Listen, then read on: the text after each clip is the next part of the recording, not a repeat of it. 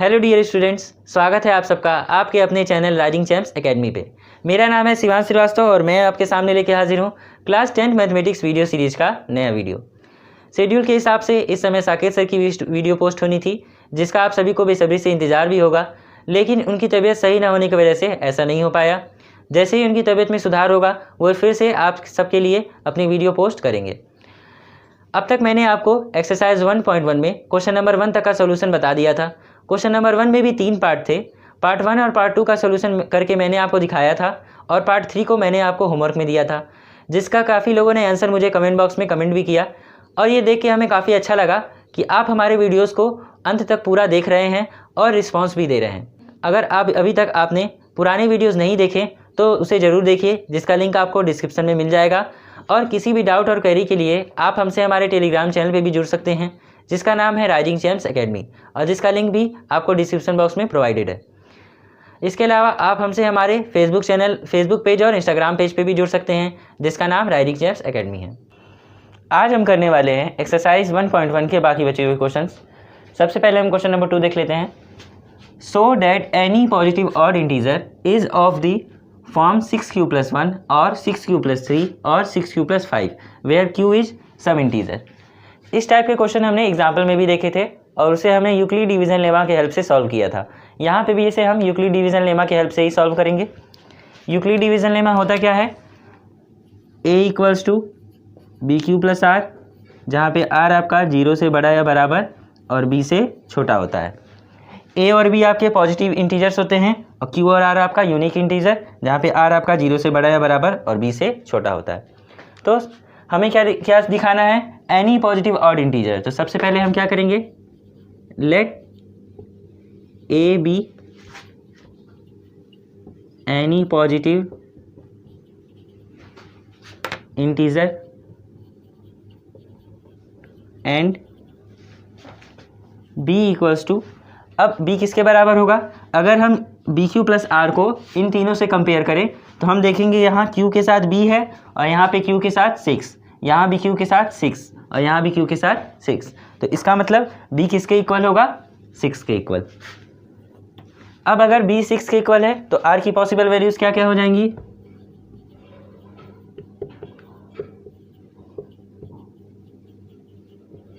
Possible values of r क्या क्या होंगी? पॉसिबल वैल्यू सबसे पहले तो r 0 के बराबर होता है तो 0, और b से छोटा, b यहाँ पे क्या है? 6, यानी 6 से छोटे कौन कौन से नंबर होंगे? 0, 1, 2, 3, 4 एंड 5। अब अगर b = 6 है और अगर हम r की एक एक पॉसिबल वैल्यू को रख के चेक करें तो a का फॉर्म क्या होगा? सबसे पहले अगर हम r = 0 ले लें, तब r = 0 लेने पे a का फॉर्म क्या होगा? b हमारा 6 है तो 6q और a की जगह r की जगह 0, यानी कि 6q + 0। तो इसे हम a = 6q लिखेंगे। ठीक। अब अगर r = 1 हो जाए, तब r = 1 लेने पे r की जगह यहाँ पे हम 1 रख देंगे तो a का फॉर्म क्या हो गया? 6q + 1। इसी तरह अगर r = 2 रख देंगे तब a की जगह क्या हो गया? 6q + 2। r = 3 लेने पे a किस फॉर्म का हो गया? 6q + 3। r = 4 लेने पे a किस फॉर्म का हो गया? 6q + 4। एंड सिमिलरली r = 5 पे a = 6q + 5। आप यहाँ पे रख के चेक कर सकते हैं। जब r = 0 था तो 6q + 0, r = 1 था तो 6q + 1, 2 लेने पे 6q + 2, फिर 3 की जगह 3, 4 लेने पे 4, 5 लेने पे 5। तो r की करस्पॉन्डिंग पॉसिबल वैल्यूज़ पे हमें r के ये a इस फॉर्म का मिलेगा। सबसे पहले 6q, फिर 6q + 1, 6q + 2, 6q + 3, 6q + 4 और 6q + 5। हमें चेक किस पे करना है? 6q + 1 + 3 और +5 पे, यानी कि ये और ये।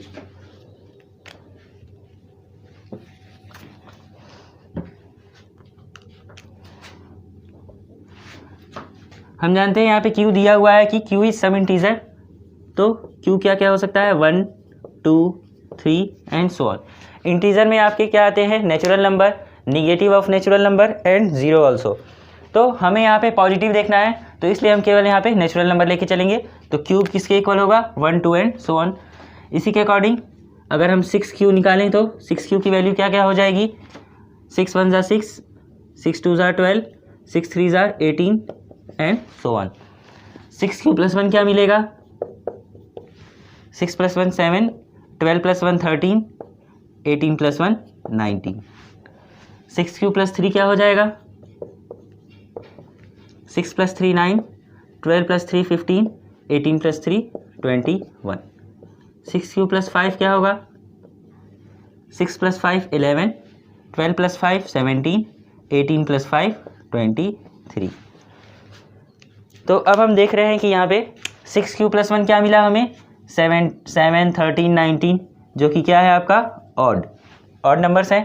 6Q + 3 क्या मिला हमें, 9 15 21, जो कि ये भी क्या है आपका ऑड है। और 6Q + 5 क्या मिला, 11 17 23, जो कि ये भी आपका क्या है, ऑड है। ठीक, तो अब हमें लगता है आपको समझ में आ गया होगा कि एनी पॉजिटिव ऑड इंटीजर, किसी भी पॉजिटिव ऑड इंटीजर को हम 6Q + 1, 6Q + 3 और 6Q + 5 के फॉर्म में लिख सकते हैं। ठीक, इसे हम इक्वेशन नंबर 1, इसे 2 और इसे 3 मान लेते हैं। अब क्या हो जाएगा, hence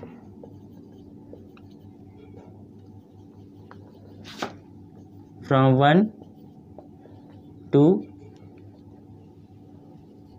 and 3 we can say that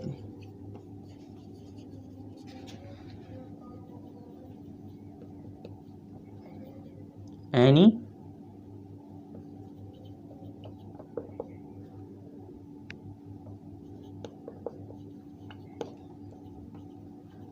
positive odd integer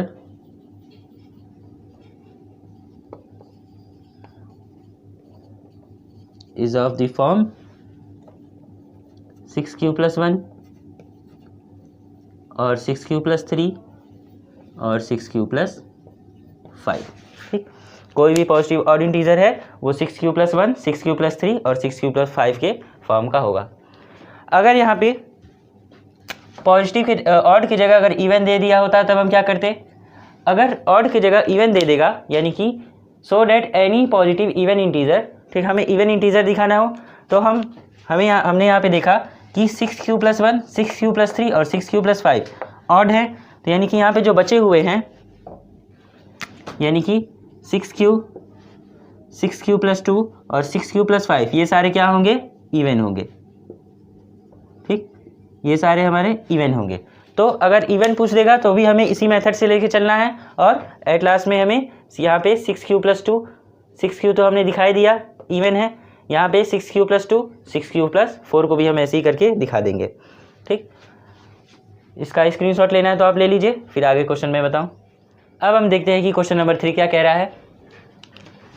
an army contingent of 616 members is to march behind an army band of 32 members in a parade। यानी कि दो आर्मी ग्रुप्स हैं, एक है फर्स्ट ग्रुप में 32 आर्मी मेंबर्स हैं और second group में 616 आर्मी मेंबर्स हैं। 616 आर्मी मेंबर्स जो हैं उन्हें 32 आर्मी मेंबर्स के पीछे खड़ा होना है परेड में। आगे क्या कह रहा है, the two groups are to march in the same number of columns, मतलब कि दोनों army groups same number of columns में खड़े होंगे, यानी कि जितने कॉलम्स 32 वाले में होंगे उतने ही कॉलम्स 616 वाले में भी रहेंगे। What is the maximum number of column in which they can march, मतलब कि मैक्सिमम कितने कॉलम हो सकते हैं जिसमें ये खड़े हो सकते हैं। तो अब हमारे सामने फिर से क्या वर्ड आया है, मैक्सिमम नंबर। जब भी मैक्सिमम नंबर या ग्रेटेस्ट नंबर या लार्जेस्ट नंबर आता है तो उस केस में हम HCF फाइंड करते हैं नंबर्स का। यहाँ पे हमारे पास कौन कौन से नंबर्स हैं, 616 और 32, यानी कि हम इन दोनों का HCF निकालेंगे और जो HCF आएगा इन दोनों का वही होगा maximum number of column in which they can march, मतलब कि मैक्सिमम नंबर ऑफ कॉलम जिसमें वो खड़े हो सकते हैं। HCF निकालने के लिए मैंने आपको यूक्लिड डिवीजन एल्गोरिथम बताया था। यहाँ पे हम यूक्लिड डिवीजन एल्गोरिथम के हेल्प से ही HCF फाइंड करेंगे।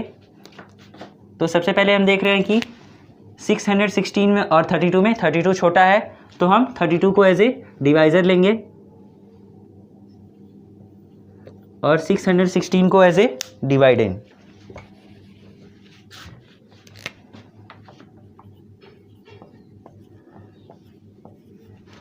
अब जब हम 32 से 616 को डिवाइड करेंगे तो देखेंगे कि 1 टाइम्स में क्या आएगा 32, माइनस करने पे क्या मिला 1 में से 2 माइनस होगा नहीं, इधर से कैरी लिया तो 11 में से 2 माइनस करने पे 9 मिलेगा, ये इसको कैरी देने के पास 5 हो गया, 5 में से 3 माइनस करने पे 2 मिल गया। अब 6 जो है इसको भी हम यहाँ पे लिखेंगे।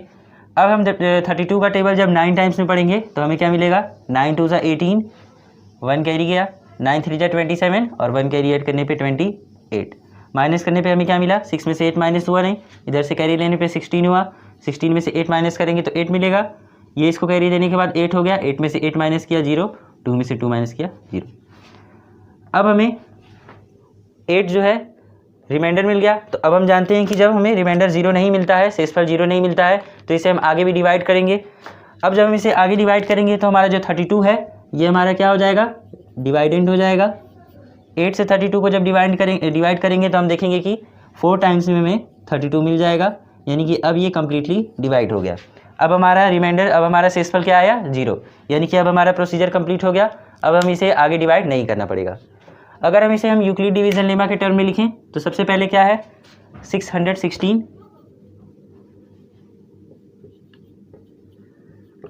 बाई यूक्लिड डिवीजन लेमा क्या हो जाएगा 616 इक्वल्स टू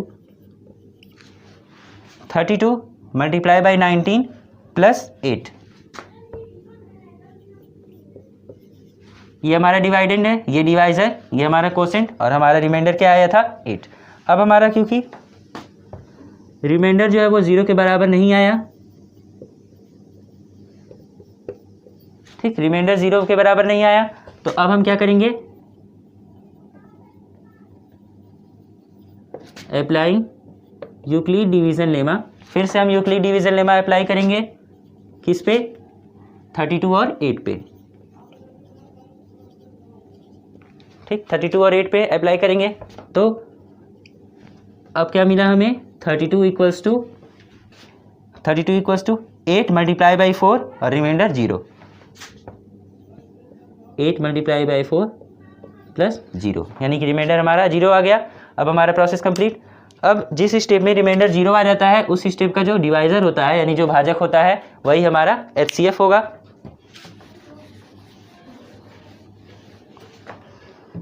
तो हमारा HCF क्या हो गया Therefore HCF of 616 and 32 will be 8 होगा हमारा HCF। तो अब हम लिख सकते हैं इसीलिए hence the maximum number of columns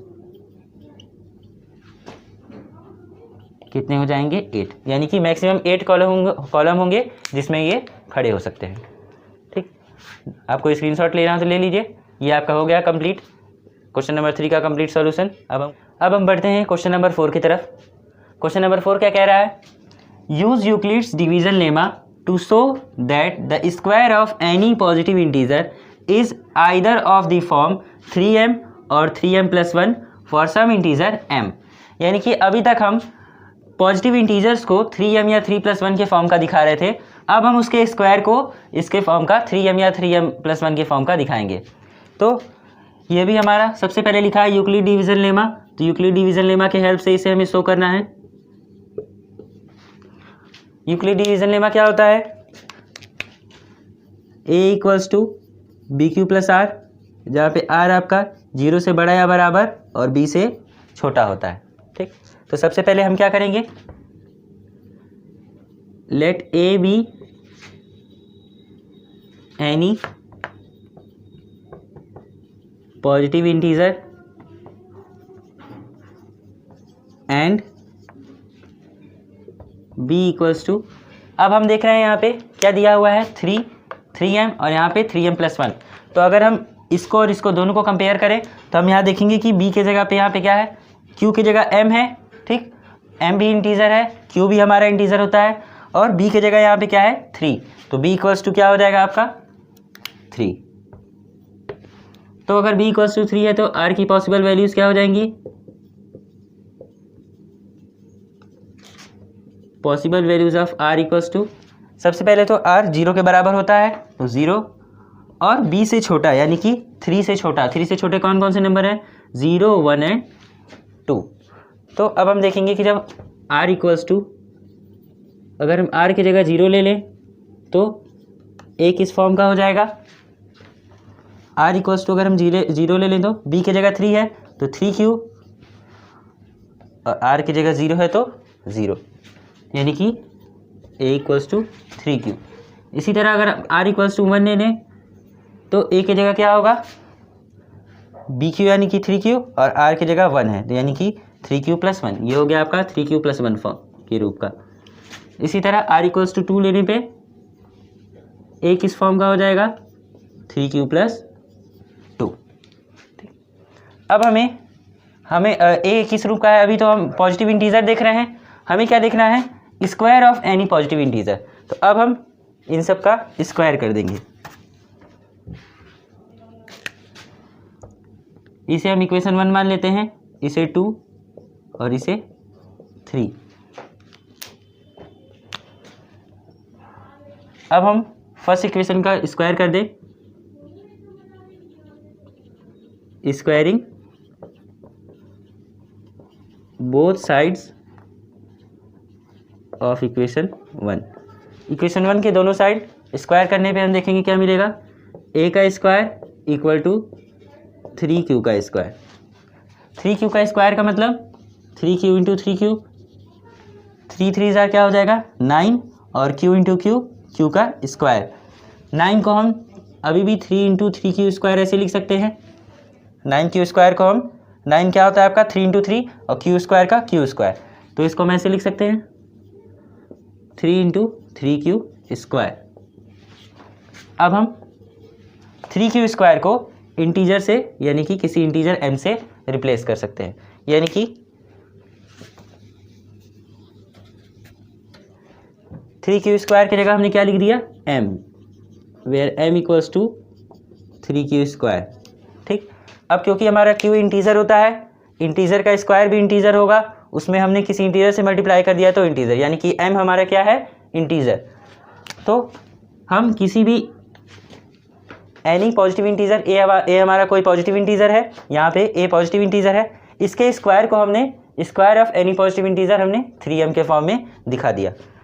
अब हमें क्या दिखाना है कि 3m + 1 के फॉर्म का भी होगा, तो अब हम क्या करेंगे, इक्वेशन 2 के दोनों साइड स्क्वायर कर देंगे। तो इक्वेशन 2 के अगर दोनों साइड स्क्वायर कर दिया तो हमें क्या मिलेगा, 3q + 1 का होल स्क्वायर। अब हम देख रहे हैं कि ये a + b का होल स्क्वायर है, और a + b का होल स्क्वायर क्या होता है, a square + b square + 2ab।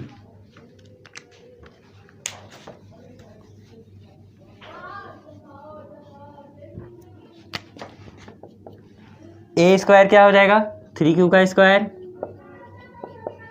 b square क्या हो जाएगा 1 का स्क्वायर, और 2ab यानी कि 2 इंटू 3q इंटू 1। तो अब हम इसे लिख सकते हैं, 3q का स्क्वायर क्या होता है, अभी हमने देखा 9q स्क्वायर, 1 का स्क्वायर 1 ही होगा, और ये क्या हो जाएगा आपका 6q, ठीक। तो अब हम देखते हैं कि यहाँ पे +1 यहाँ पे अलग से लिखा है, तो इस +1 को हम अलग से लिख लेते हैं। अब हम देखेंगे यहाँ पे 3q स्क्वायर है और यहाँ पे 6q, दोनों में से 3 कॉमन लेंगे तो हमारे पास क्या बचेगा, यहाँ से 3 कॉमन लेने पे 3q स्क्वायर, और यहाँ से 3 कॉमन लेने पे 2q। यहाँ से हम देख सकते हैं अगर हमने यहाँ से 3 कॉमन लिया तो क्या बचेगा 2 और q, तो 2q, और यहाँ से 3 कॉमन लिया तो 3q स्क्वायर। ये हमने पिछले वाले एग्जाम इसमें भी देखा था जब a square equal to 3q square था, ठीक। तो अब हम इस पूरे टर्म को m से रिप्लेस कर सकते हैं, जहाँ पे m आपका क्या है 3q स्क्वायर + 2q, एक इंटीजर है, ठीक। तो अब हमने a स्क्वायर को 3m + 1 के फॉर्म में भी रिप्रेजेंट कर दिया। अब हमारा एक बचा हुआ है 3q प्लस 2, इसे भी हम 3m प्लस 1 के फॉर्म में रिप्रेजेंट करेंगे। अब तक आपने इसे उतार लिया होगा, मैं इसे मिटा दूं।